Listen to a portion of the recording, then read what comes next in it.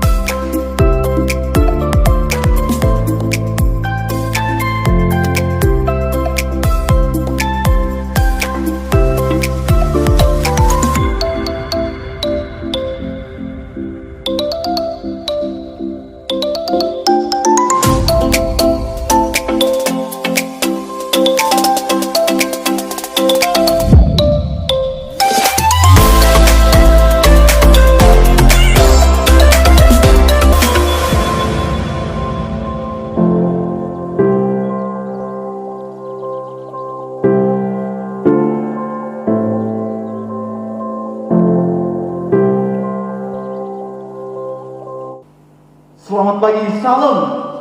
Shalom Bapak Ibu. Haleluya. Kita sudah mengawali dengan doa penyembahan sebagai tanda kita sudah siap masuk dalam hadirat-Nya. Sebagai tanda kita sudah siap mengucapkan syukur atas segala nikmat yang telah kita nikmati dalam kehidupan ini. Memang benar Bapak Ibu, oleh karena kemurahan Tuhan, kita boleh bersekutu pada pagi hari ini. Dan oleh karena penyertaan Tuhan, kita boleh ada hingga pagi hari ini. Meskipun di luar sana banyak kemungkinan yang terjadi, tetapi hanya orang-orang yang mengandalkan Tuhan, yang menaruh harapannya kepada Dia, yang mampu mengatakan pertolongan dari Tuhan. Sebab itu seorang raja mengatakan, pertolongan datang dari Tuhan. Meskipun banyak musuh yang mengelilinginya, begitu kita mau juga katakan, pertolongan kita datang dari Tuhan. Kita ajak karena Tuhan telah menolong kita hingga pagi hari ini.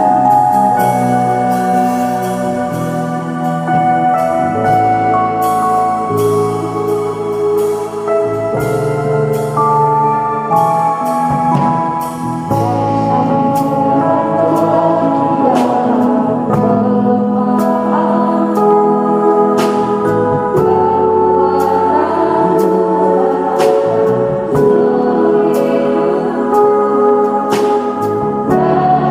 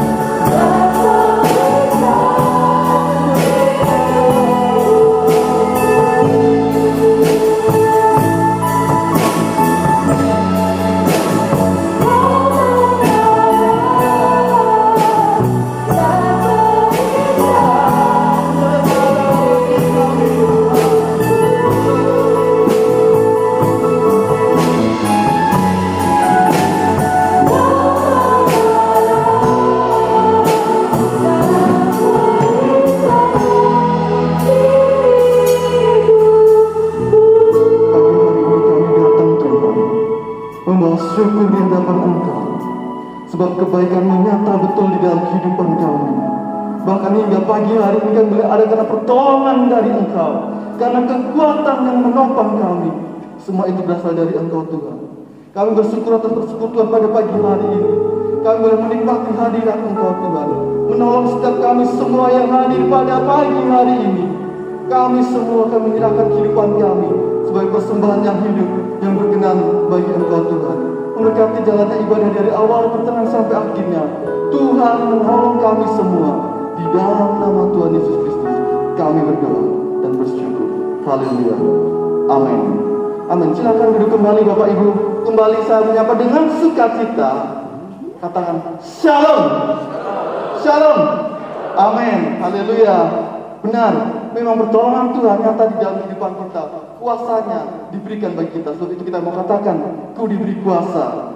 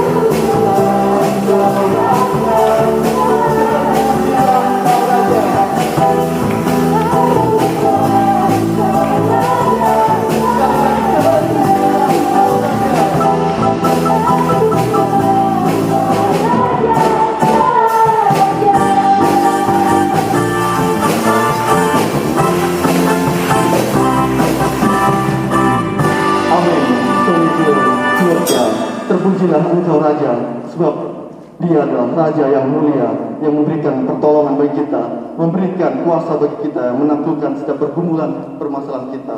Sebab itu kita mau berserah penuh selalu kepada Tuhan. Kita melanjutkan pujian, Kau gunung batuku dan Kau kota benteng. Kita bangun berdiri, kita pujikan dengan sorak-sorai.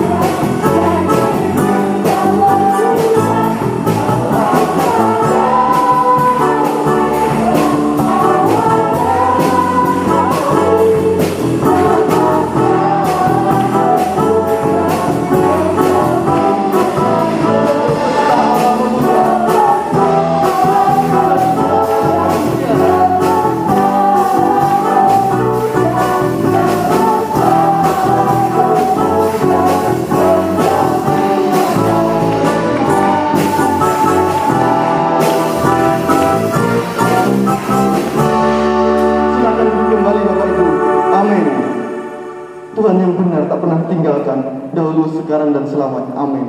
Jika Daud ditolong, maka kita juga ditolong, sebab Allah kita adalah Allah yang sama. Kita mempersiapkan hati kita membuka hati kita untuk ditaburi kebenaran firman Tuhan yang memimpin kita dalam setiap kehidupan. Mari kita arahkan hati kita mengawali juga dengan pujian pertolongan begitu ajaib. Hatiku tenang berada dekat Tuhan, Engkaulah jawaban hidupku.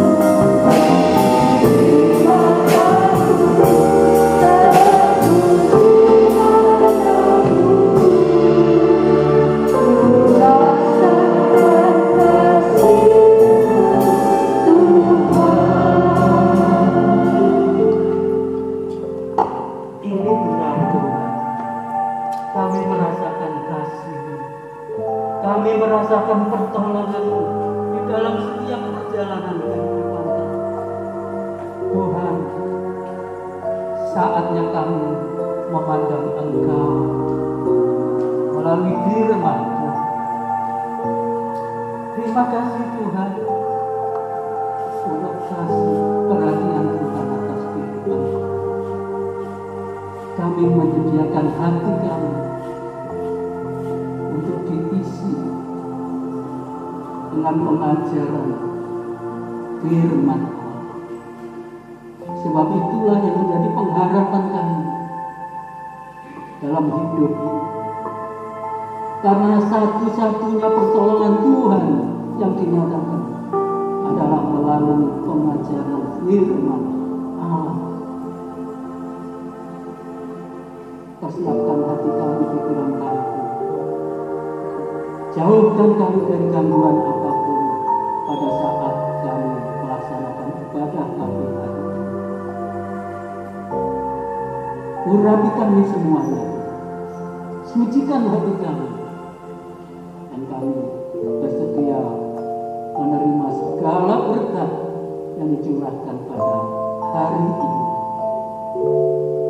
Terpujilah Engkau, Allah kami, yang kami sembah di dalam Yesus Kristus, Juru Selamat menebus kami. Bagimu kemuliaan untuk selamanya. Amin. Salam, selamat pagi, salam sejahtera. Kita hari ini itu merasakan nikmat, merasakan sukacita, merasakan rindu untuk beribadah. Apa sebabnya? Tidak lain adalah Roh Tuhan itu bekerja di dalam setiap hati kita. Untuk apa? Adalah untuk menyatakan kasih. Tuhan itu menyatakan kasih dengan menggerakkan kita dimanapun kita bertempat tinggal. Kita rindu untuk belajar kepada Tuhan.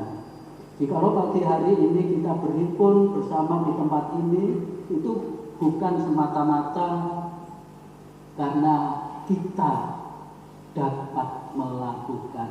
Nah, ini kita harus perhatikan.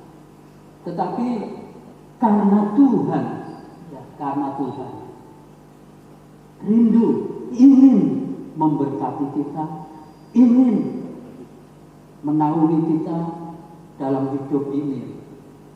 Seberapa banyak kita yang ada di tempat ini pasti pernah mengalami satu hal yang tidak bisa kita terima lah. Rasa-rasanya aku tidak mau menerima masalah seperti ini. Pasti ya semua pernah mengalami hal itu. Tetapi apakah kita dalam hidup ini mulus dalam perjalanan tanpa masalah, tanpa apapun yang membuat kita tidak nyaman? Ini pertanyaan. Kita ini hidup di tengah-tengah masyarakat yang jamak, yang berlatar belakang macam-macam, sifatnya macam-macam, dan juga kondisi tempat tinggal kita di tempat daerah, di pinggiran, di tengah, dimanapun itu juga bermacam-macam kondisi yang kita hadapi, yang seringkali kita tidak suka, kita nggak nyaman lah. Pasti itu terjadi. Belum lagi masalah pribadi, secara pribadi, saya pribadi, saudara pribadi, bapak ibu secara pribadi itu mempunyai pikiran yang kadang-kadang ada hal yang mencekam, ya, membuat galau, istilah zaman sekarang, membuat was-was dan sebagainya. Nah, dalam keadaan seperti ini, kehidupan ini, kalau kita sadari, apakah kita mau memecahkan segala persoalan yang ada ini dengan jalan kita sendiri? Nah, ini pertanyaannya. Dengan usaha kita sendiri, Ya kalau itu persoalan biasa-biasa, wajar-wajar saja bisa kita atasi. Tapi kalau sudah muatannya berat, ya ditanggung, dipikirkan, tidak mendapatkan solusi. Nah, ini sudah di luar kemampuan manusia, kekuatan kita. Lalu kemudian bagaimana? Ada satu jalan, yaitu Tuhan kita, Allah kita, di dalam Yesus Kristus yang kita kenal. Itulah jalan untuk menyelesaikan masalah kita. Mungkin yang muda, mungkin yang kecil, aku tidak punya masalah. Tapi apakah kehidupan itu berhenti sampai di sini? Ini kita renungkan. Hanya hari ini kita hidup? Tidak, kita ada hari esok, hari kemudian. Dan itu kita tidak tahu apa yang akan terjadi, akan kita hadapi, akan kita terima. Nah, Bapak Ibu sekalian, pengalaman ini ditunjukkan firman Tuhan melalui hambanya Daud. Daud itu hamba Tuhan yang membuka hatinya, membuka secara jujur. Nah, ini siapa yang ingin seperti Daud? Bisa membuka hatinya secara jujur. Kejelekannya diungkap, kekurangannya dibuka untuk umum. Bayangkan, kejatuhannya ditunjukkan kepada banyak orang. Kalau ingin rindu hidup seperti Daud, hamba Allah yang dipakai luar biasa. Ini contoh. Harus menerima konsekuensi dari kehidupan perbuatan kita. Ini tidak mudah. Sangat tidak mudah. Orang seringkali menunjukkan, aku sudah melakukan yang baik. Aku sudah melakukan yang berkenan kepada Tuhan. Tapi yang buruk, sifat tabiat yang pernah tidak disukai oleh Tuhan, apakah pernah ditampilkan?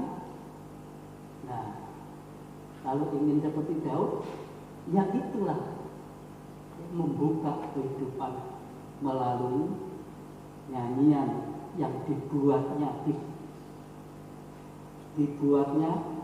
sendiri, dinyanyikan. Ini suatu hal yang luar biasa, sangat luar biasa, karena ini kejujuran yang tidak dibatasi. Saya tahu kita semua jujur, tapi kan kejujuran itu belum utuh. Kalau hal yang baik-baik jujur, tapi kalau hal-hal yang merupakan kekurangan dalam hidup kita tidak bisa jujur. Nah, Bapak Ibu sekalian, coba kita dengarkan ini satu contoh ya tentu saja bukan satu-satunya bagaimana membaca Mazmur pada saat itu, ya Mazmur 3. Ini contoh, ya kita biasa membaca, tapi model zaman-zaman waktu itu seperti apa. Ya mungkin ini bisa dibuka. Saya mencari, walaupun ini nanti rekamannya menari-nari, tapi yang penting kita bisa menerima. Kita dengarkan, kita renungkan sambil kita baca. Di situ ada penjelasannya.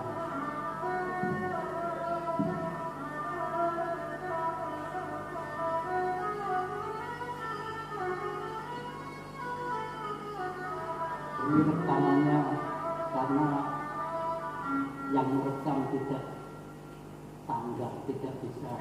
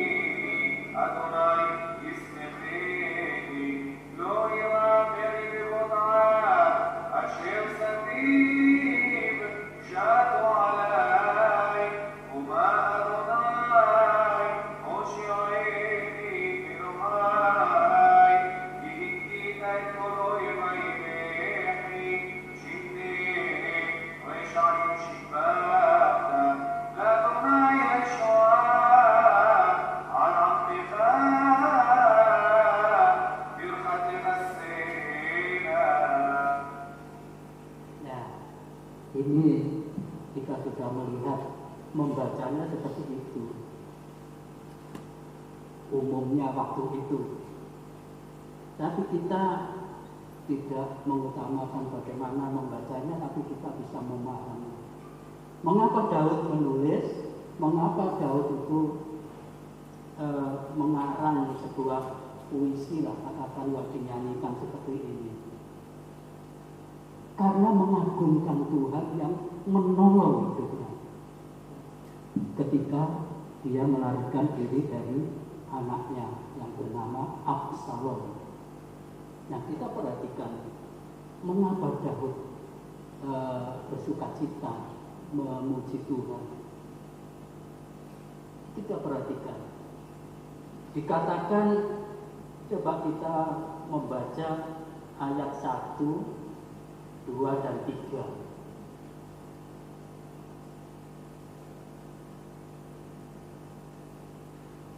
Mazmur Daud ketika ia lari dari Absalom anaknya. Ya Tuhan, betapa banyaknya lawanku. Banyak orang yang bangkit menyerang aku. Banyak orang yang berkata tentang aku, baginya tidak ada pertolongan daripada Allah. Ya, sampai di situ. Ini Daud ini sangat menyadari, dia menulis sebuah pujian, sangat menyadari hidupnya. Coba kita melihat bagaimana latar belakang Absalom anaknya. Mengapa dia memberontak? Mengapa dia mengejar-ngejar Daud? Itu anaknya sendiri. Kemudian salah siapa terjadi seperti itu? Apakah Absalom itu salah dalam kehidupannya? Kenapa aku dilahirkan menjadi seorang yang melawan kepada bapakku sendiri? Mengapa nasibku begini? Apakah salah ketika ibu waktu itu mengandung saya? Kita teliti, mengapa terjadi seperti ini?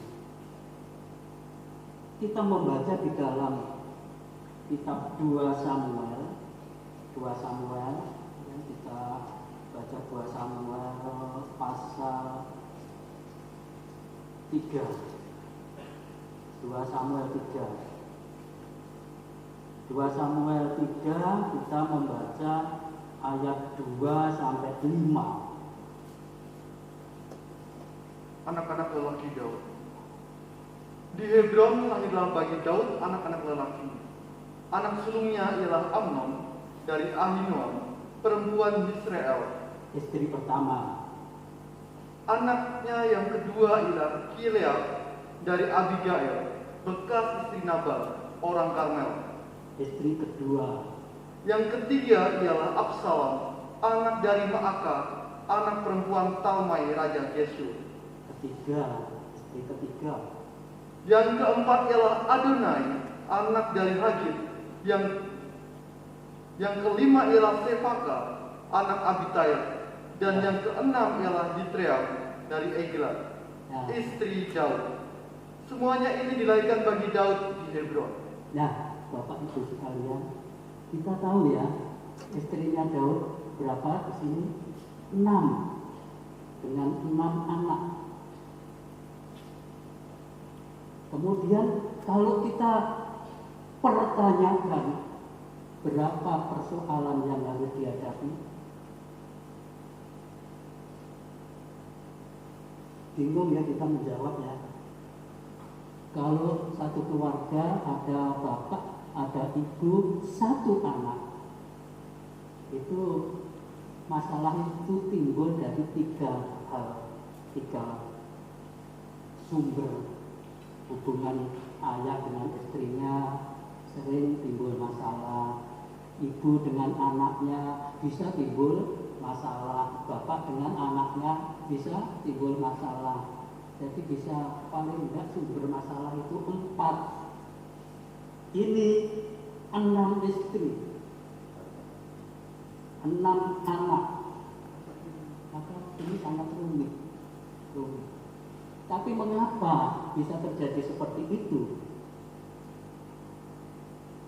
Nah ini juga bagi kita yang hidup di dalam terang firman Tuhan, tentu kita bisa memikirkan hal itu. Karena setiap tindakan, setiap langkah itu ada suatu dampak atau akibat yang harus dijalani dengan konsekuensi yang harus ditanggung. Kalau 6 anak berarti memelihara 6 anak, 6 istri, memelihara, mengayomi, melindungi 6 istri. Padahal ini di samping ini di Hebron, di ayat lain ada lagi istri lain. Kita renungkan. Kita tentu tidak seperti Daud dalam hal ini, tapi kita melihat persoalan yang dihadapinya. Ini rumit sekali, sangat rumit. Walaupun dia raja yang bisa berbuat satu apapun,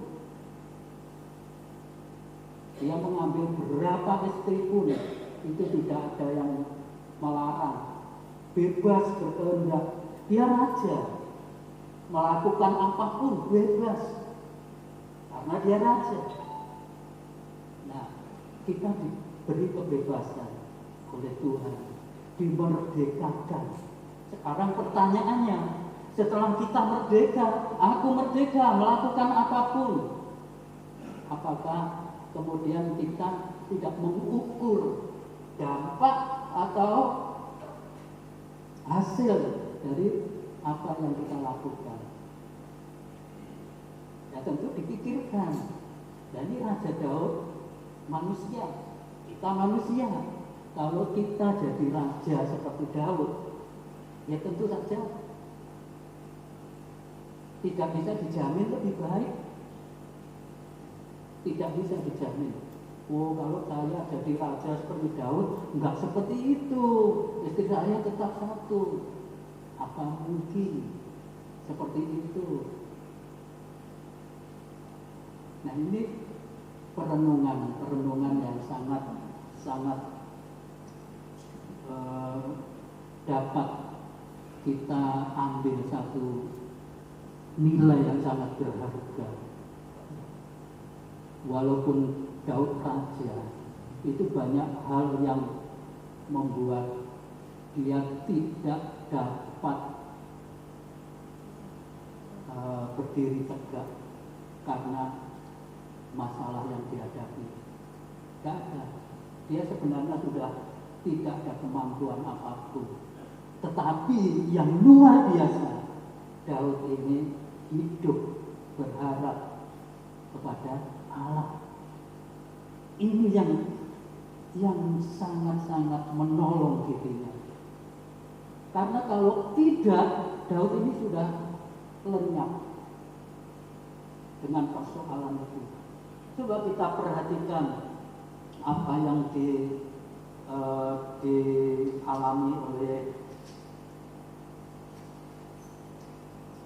Absalom.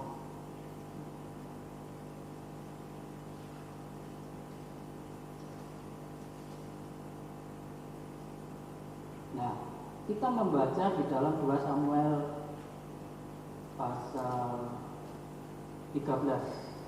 2 Samuel 13. Ini peristiwanya dapat Bapak Ibu baca sebelumnya ketika Absalom membunuh kakaknya, kemudian melarikan diri. Nah, ini 37 dan 38. Kita baca 2 Samuel 13 ayat 37, 38. Absalom telah melarikan diri dan telah pergi kepada Talmai bin Amihud, raja negeri Gesur. Dan Daud berduka cita berhari-hari lamanya karena anaknya itu. Absalom telah melarikan diri dan telah pergi ke Gesur. Ia tinggal di sana 3 tahun lamanya. Ya, kita renungkan. Absalom pulang ke rumah kakeknya di Gesur 3 tahun lamanya. Mengapa dia melarikan diri? Karena membunuh kakaknya Amnon, itu dari istri yang beberapa itu tadi. Jadi karena masalah ini Absalom lari ke Gesur. Gesur itu asal dari ibunya.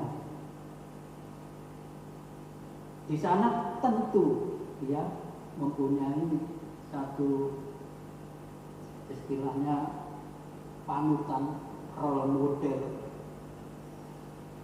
dari Gesur, Raja Gesur.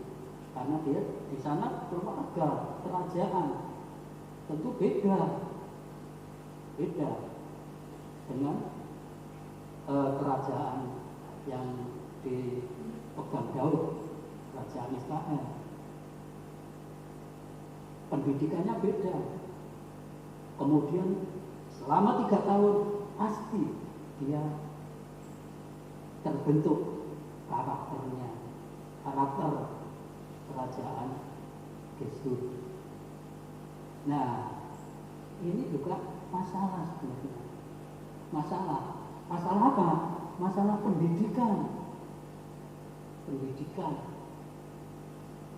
Jadi seorang bapak atau seorang ibu itu menitipkan anaknya kepada keluarga lain, itu harus menyadari bahwa di sana pun dia memperoleh didikan. Ini pasti setiap rumah tangga kita semua mendidik anak-anak, mendidik anaknya mempunyai karakter dalam rumah tangga itu yang dibangun. Nah, ini berbahaya bagi anak-anak yang dititipkan atau dididik oleh keluarga lain yang tidak sesuai karena karakternya sangat berbeda. Ini Absalom. Jadi bisa dicurigai Absalom ini mempunyai suatu keinginan untuk memberontak kepada ayahnya, itu karena darah dari keturunan Raja Gesur, karena ibunya Raja Gesur, anak Raja Gesur ibunya. Maka jadi jelas. Nah, apakah Daud salah dalam hal ini memilih istri anak raja? Ya kalau itu seizin Tuhan terjadi, ya memang terjadi untuk satu pelajaran dalam hidup ini dengan konsekuensi yang harus dihadapi dalam perjalanan hidupnya. Nah, Daud apakah salah didik kepada Absalom? Tentu saja tidak. Tapi apakah sepenuhnya mendidik anaknya Absalom? Tentu saja tidak. Karena banyak anak dari istri yang berbeda-beda. Ini contoh kehidupan. Nah, selanjutnya kalau kita masuk di dalam Mazmur, ini hal yang luar biasa.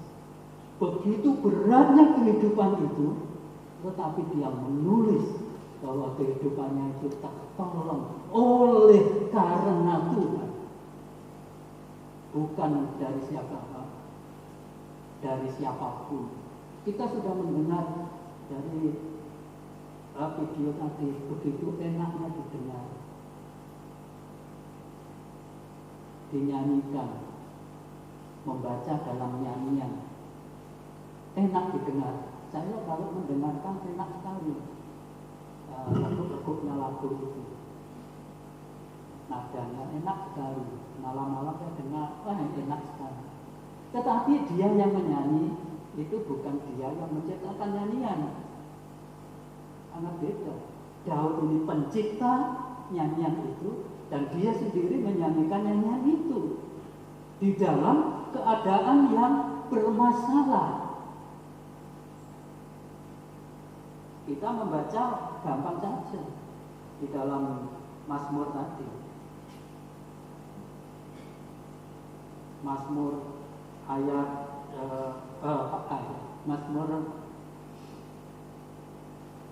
Mazmur 3 tadi ya. Mazmur 3. Ya Tuhan, betapa banyaknya lawanku. Betapa banyaknya lawanku. Itu merupakan kejujuran yang disampaikan kepada Tuhan. Ya Tuhan, betapa banyaknya lawanku, betapa banyaknya masalahku. Kejujuran. Dan masalahnya ini bukan masalah yang disembunyikan kepada Tuhan, diungkap. Inilah yang membuat Mazmur ini luar biasa. Karena ini murni, nyanyian yang murni dari satu pengalaman hidup. Ya, kalau kita mendengar nyanyian aku percaya, itu kita juga mikir-mikir percayanya seperti apa, percaya kepada siapa yang ngarang. Orang siapapun bisa menyanyi. Tapi kalau Mazmur, ini penulisnya, pengarangnya, yang menyanyikan, yang mengarang, ini Daud. Walaupun nanti ada penulis lain yang bukan Daud, tapi itu juga dinyanyikan sebagai Mazmur. Baiklah, ini menjadi satu pelajaran bagi kita. Apapun yang kita alami dalam hidup ini, mungkin kita tidak suka dengan pengalaman hari-hari ini, tapi terimalah itu sebagai pengalaman yang membawa kita pada satu ucapan syukur, satu pujian. Nah, ini pelajaran yang sulit. Bagaimana pengalaman seberat itu ditanggung, tapi menimbulkan satu pujian kepada Tuhan. Betapa banyak orang bangkit menyerang aku, bangkit menyerang. Saudara bisa bayangkan, di gereja ini hanya beberapa orang. Kalau saudara satu orang menerima sandungan, sepertiga dari gereja ini saja, bukan melawan lah, menerima sandungan. Bagaimana perasaan saudara? Sakit bukan? Sakit. Anggaplah ini sekitar 75 atau 90 atau banyak 100 lah. 50% acuh terhadap saudara, bahkan sinis, mengejek. Apakah itu membuat saudara kemudian, waduh, di tempat ini tidak nyaman, kemudian tidak kuat menanggungnya? Ini jadi persoalan. Daud itu memerintah dalam kerajaannya sendiri, di dalam tempat tinggalnya sendiri, tapi musuh datang, bahkan anaknya sendiri. Bapak Ibu Saudara sekalian, pelajaran ini sangat penting untuk kita. Kita bisa menerima keadaan yang terjadi, bisa menerima apapun keadaan di tempat ini. Mungkin ada yang tidak menyenangkan, itu bukan musuh. Ada yang membuat sandungan kepada kita, itu bukan musuh kita, bukan lawan kita, tapi saudara kita seiman, satu tempat ibadah di tempat ini. Jangan membuat hal itu menjadi sebuah sandungan yang akhirnya menjadikan kita putus asa. dalam ibadah ini. Jangan.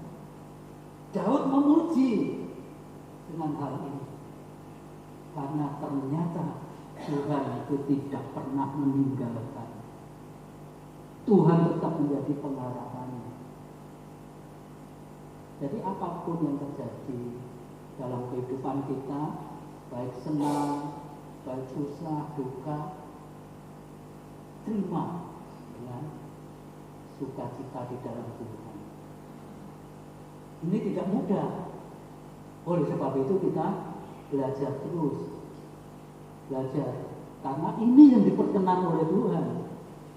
Dari berbagai macam masalah kita dapat mengucapkan syukur tanpa membuat orang lain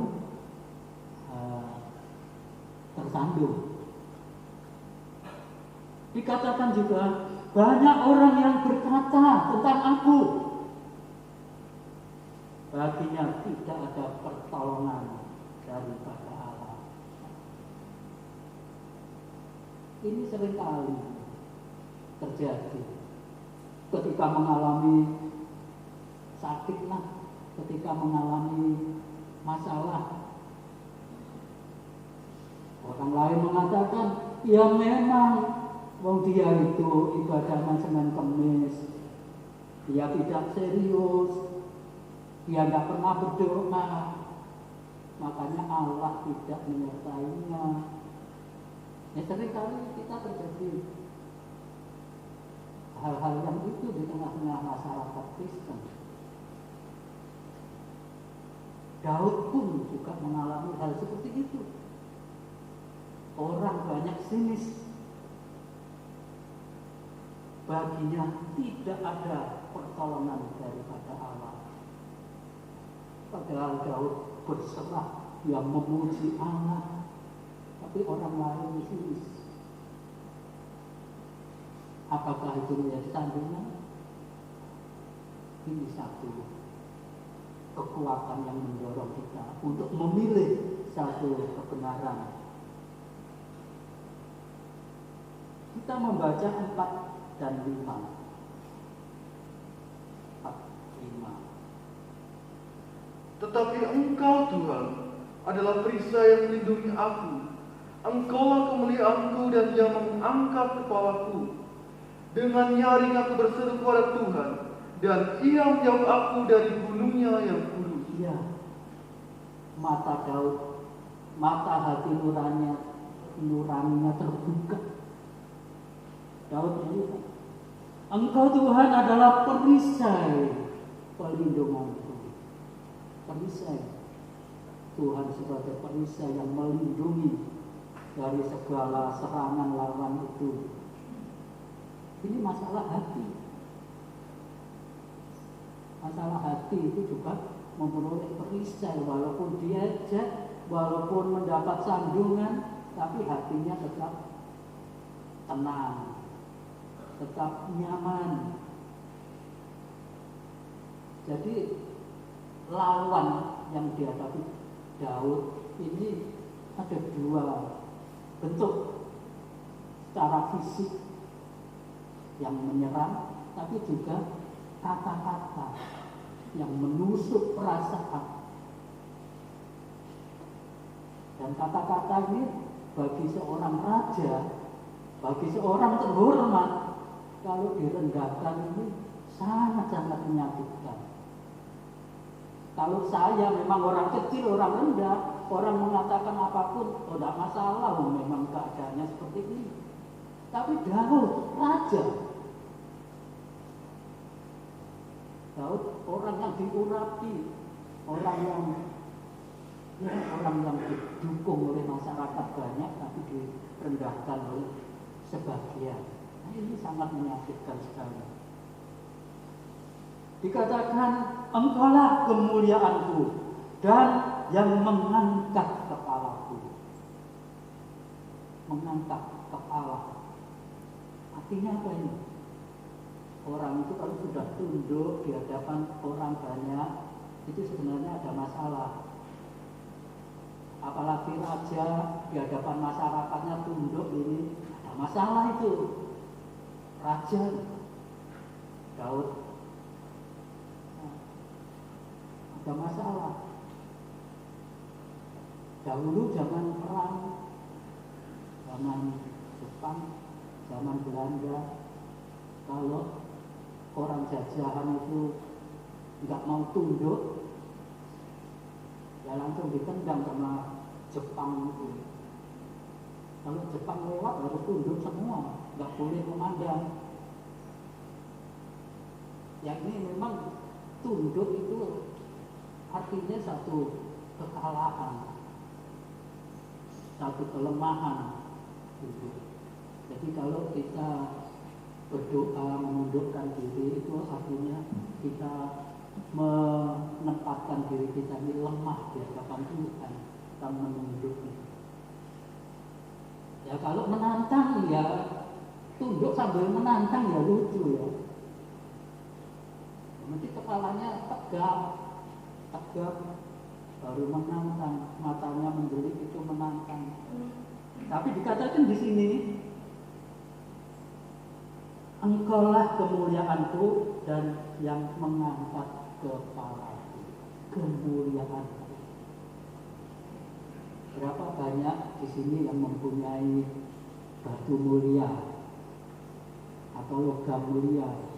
Kalau yang mempunyai logam mulia banyak ya, cincin perkawinan, logam mulia. Ada anting-anting, ada kalung, bandul kalung yang indah, permata, batu mulia. Tapi bukan itu yang dimaksud dari Tuhan. Itu kemuliaanku. Ini luar biasa. Kita ingat ketika Petrus di gerbang Bait Allah itu ada orang lumpuh. Apa yang dikatakan? Emas dan perak aku tidak miliki, tetapi dalam nama Yesus bangkit dan berdiri. Itu kemuliaan Petrus, yaitu kuasa Yesus. Tetapi di sini engkaulah kemuliaanku, Tuhan. Sama. Jadi kemuliaan Daud adalah kuasa Tuhan yang ada di dalam dirinya. Ini luar biasa, sangat luar biasa dalam kehidupan kita. Sangat-sangat. Nah, kalau Bapak Ibu sekalian bisa mengakui ini dan mengalami seperti ini, wah, sukacitanya luar biasa. Kemuliaanku itu Tuhan. Bukan emas, bukan perak, bukan batu permata. Ini Daud ngomong sendiri, berbicara, memuji. Sangat-sangat. Jadi kitab Mazmur ini menjadi satu pujian yang nyata-nyata terjadi, nyata-nyata wujud dalam kehidupannya. Banyak orang menyanyi tapi kenyataannya tidak seperti itu. Kenyataannya tidak seperti apa yang dinyanyikan itu. Jadi kalau membaca Mazmur 3 ini seharusnya membentuk kehidupan kita ini menjadi kehidupan yang tahan uji, tahan terhadap kritik, tahan terhadap ejekan, tahan terhadap sandungan. Mudah, dikatakan mudah kalau tidak bisa melakukan. Kalau sulit, ya mesti harus belajar, harus berlatih. Karena ini firman. Ya Bapak Ibu sekalian, berat. Aku ingin seperti Daud mengalahkan Goliat. Hanya itu saja. Tidak. Selengkapnya kehidupan Daud itu harus menjadi satu pelajaran.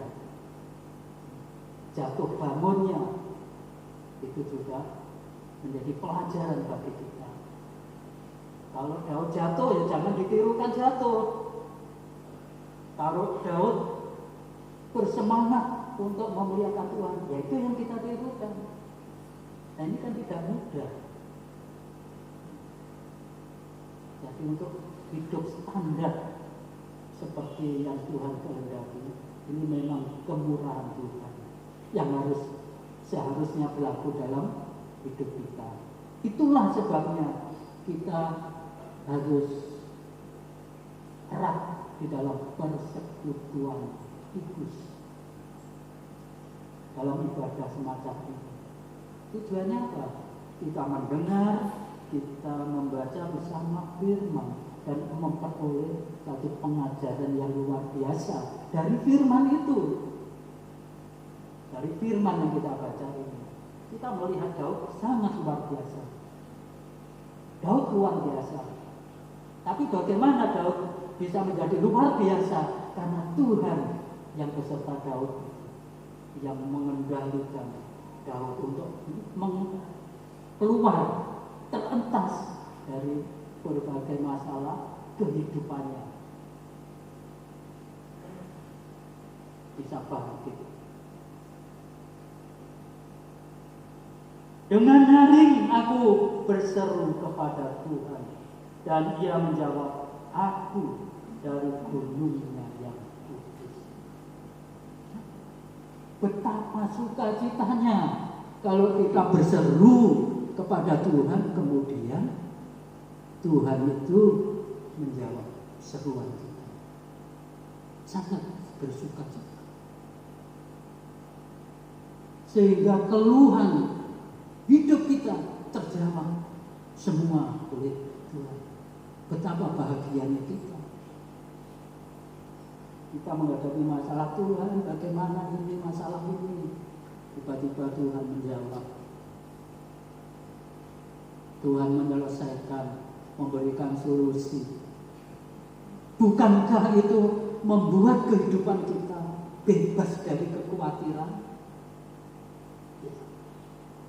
Kekhawatiran kita hilang. Kita tidak punya takut karena dikatakan Ia menjawab aku dari gunungnya yang kudus. Menjawabnya dari gunung yang kudus. Apa artinya ini? Menjawab dari gunung yang kudus. Jawaban yang kudus pula. Jawaban yang memberi kehidupan kita untuk masuk di dalam kekudusan pula. Kalau jawaban dari dunia, ini bukan jawaban dari tempat yang kudus. Itu dari dunia.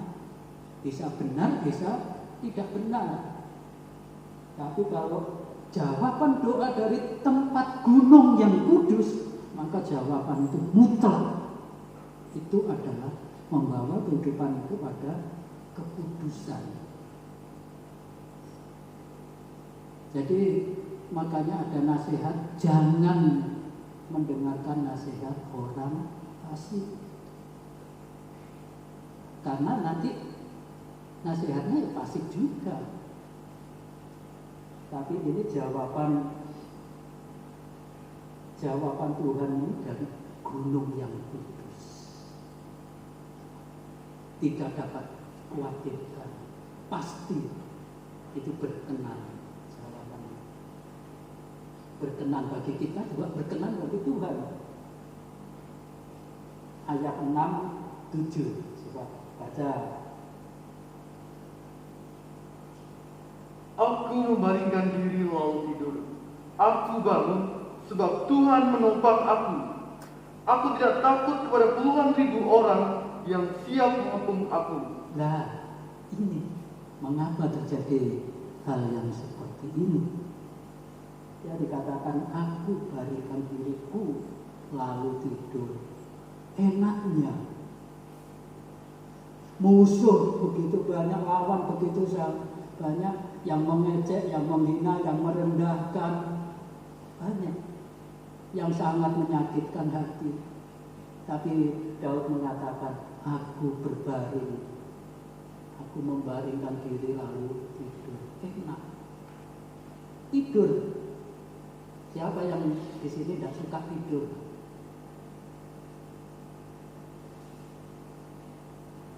Bisa dijawab. Aku tidak suka aku tidur. Saya secara jujur tidur itu suka, tapi makan juga suka. Ini jujur saya. Tetapi hari-hari ini mungkin usia atau mungkin apa, kadang-kadang ya tidak bisa tidur. Sudah jam 1 malam tidak bisa tidur. Bergelimpang-gelimpang saja di tempat tidur, tidak bisa tidur. Padahal saya suka tidur. Makan pun saya suka makan. Tapi kadang-kadang kok tidak enak ya makan. Hal yang seperti ini bisa terjadi. Di sini dikatakan banyak masalah, banyak tantangan yang melawan. Aku membaringkan diri lalu tidur. Nah, ini membuktikan bahwa ketenangan Tuhan, ketenangan yang diberikan Tuhan, kenyamanan yang diberikan Tuhan itu melebihi, melampaui segala masalah yang kita hadapi. Bisa tidurnya. Pagi-pagi bangun, Tuhan menopang. Tuhan menopang. Artinya apa? Segala sesuatu yang dikhawatirkan, segala sesuatu yang dianggap musuh, dianggap lawan, itu tidak dapat menguasai dirinya. Seperti lalu begitu saja. Nah, ini kekuatan-kekuatan semacam ini adalah kekuatan yang diberikan Tuhan kepada Daud, kepada orang-orang yang dikasihi, orang-orang dikasihi. Semua kita di tempat ini itu bisa terjadi seperti ini. Kebal terhadap hinaan, kebal terhadap ejekan, terhadap sinis, terhadap sandungan, kebal.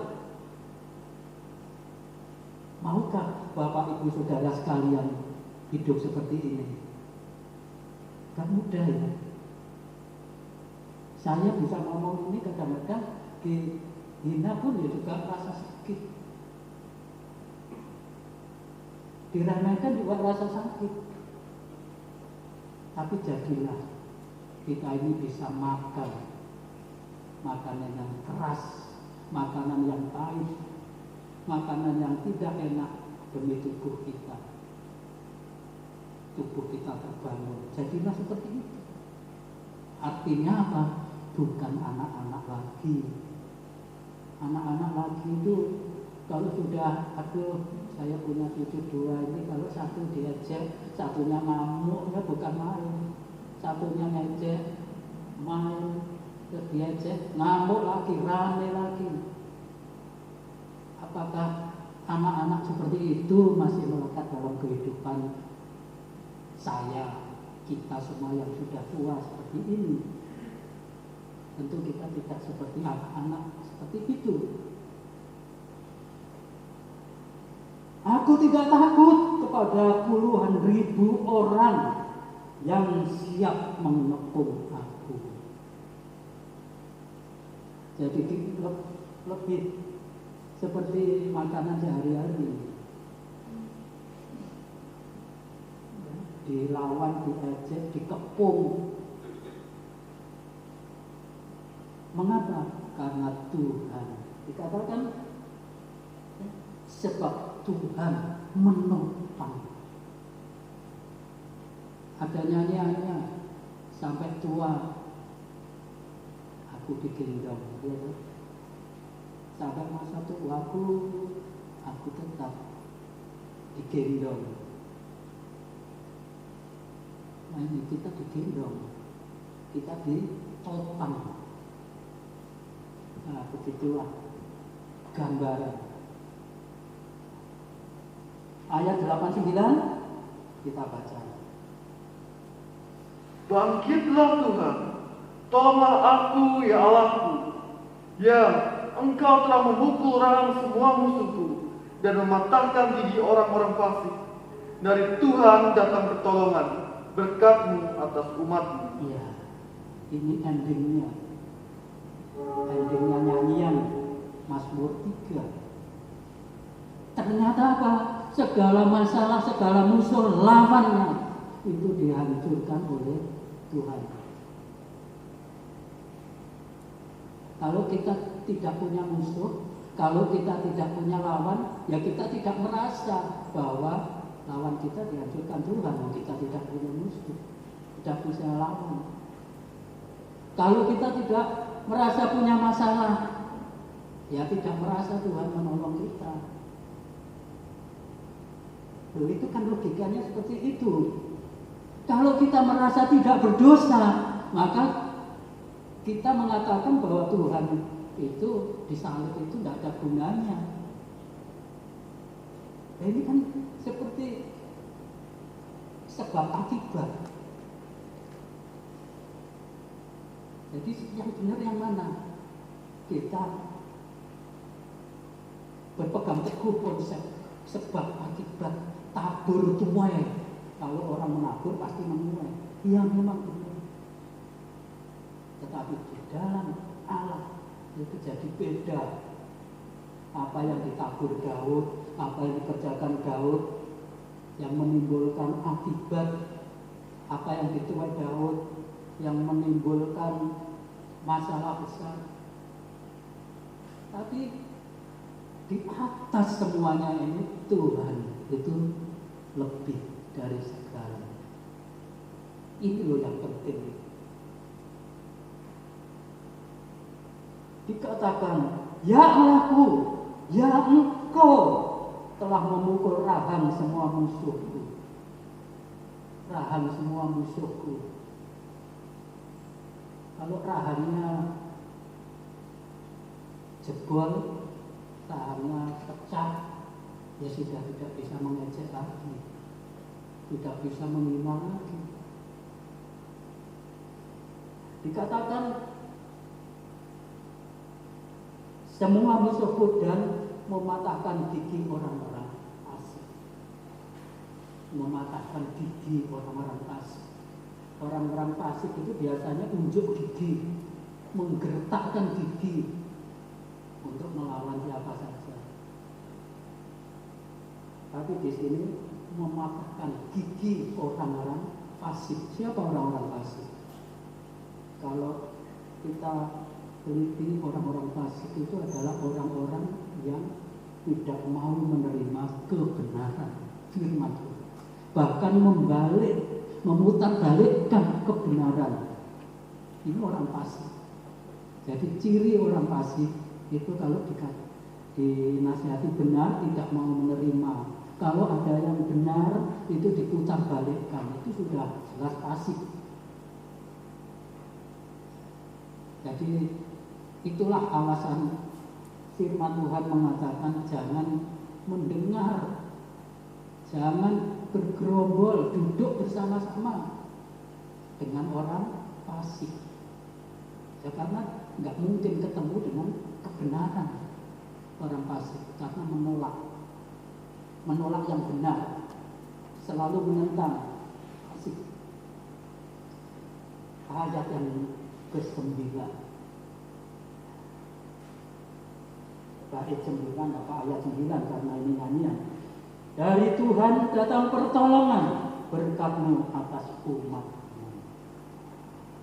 Dari Tuhan datang pertolongan, berkat-Mu atas umat-Mu. Nah, ini satu hal yang harus terjadi, yaitu kita menjadi umat Tuhan. Karena hanya umat Tuhan yang diberkati oleh Tuhan. Kalau bukan umat Tuhan, tidak diberkati oleh Tuhan. Karena umat Tuhan. Loh, kenapa orang dunia bisa kaya, bisa? Loh, memang sejak awal dunia dijadikan untuk kehidupan manusia supaya hidup. Tetapi tentang berkat yang spesial ini, seperti yang dialami Daud, itu hanya berlaku bagi orang-orang yang mau menerima, mendengar, melakukan apa yang diajarkan, sekalipun jatuh bangun dalam hidupnya. Amin. Kiranya firman Tuhan yang singkat ringkas ini bisa kita renungkan menjadi berkat dalam kehidupan kita. Kita akan masuk dalam perjamuan Tuhan.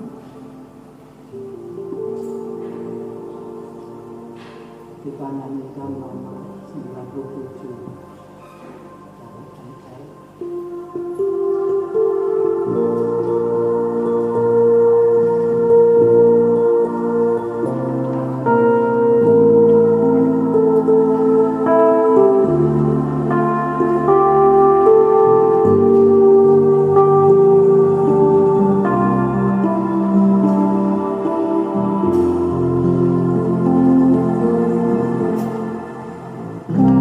Kasih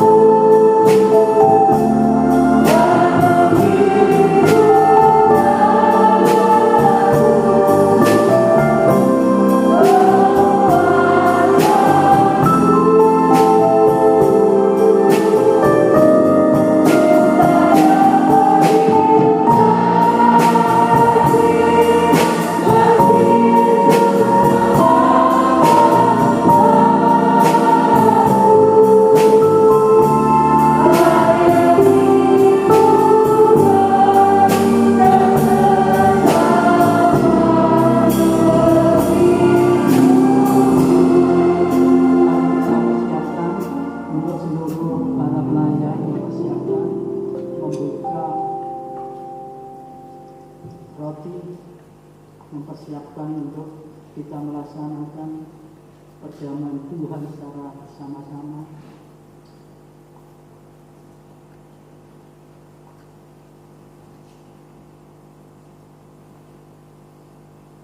Mari kita angkat roti. Firman Tuhan mengatakan seperti ini. Sebab apa yang telah kuteruskan kepadamu telah aku terima dari Tuhan, yaitu bahwa Tuhan Yesus pada malam waktu ia diserahkan mengambil roti, dan sesudah itu ia mengucap syukur atasnya. Ia memecah-mecahkan dan berkata, inilah tubuhku yang diserahkan bagi kamu. Perbuatlah ini menjadi peringatan akan aku. Bukankah roti yang kita pegang, kita ucapkan syukur ini adalah persekutuan dengan tubuh Kristus? Kita makan bersama-sama di dalam nama Tuhan Yesus Kristus.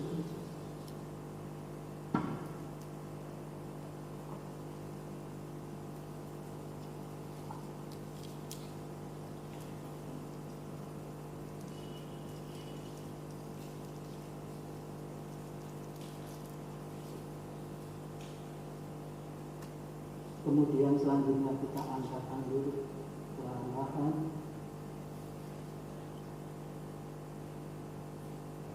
Demikian juga ia mengambil cawan. Sesudah makan lalu berkata, cawan ini adalah perjanjian baru yang dimeteraikan oleh darahku. Perbuatlah ini setiap kali kamu makan minumnya menjadi peringatan akan aku. Bukankah cawan yang kita angkat, kita ucapkan syukur ini dalam persekutuan dengan darah Kristus? Kita minum dalam nama Tuhan Yesus Kristus.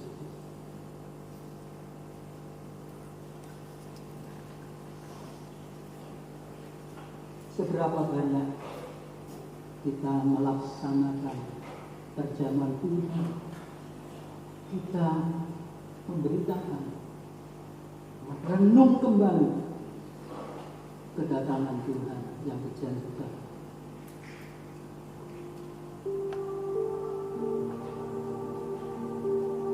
Kasih Allah meliputi saya.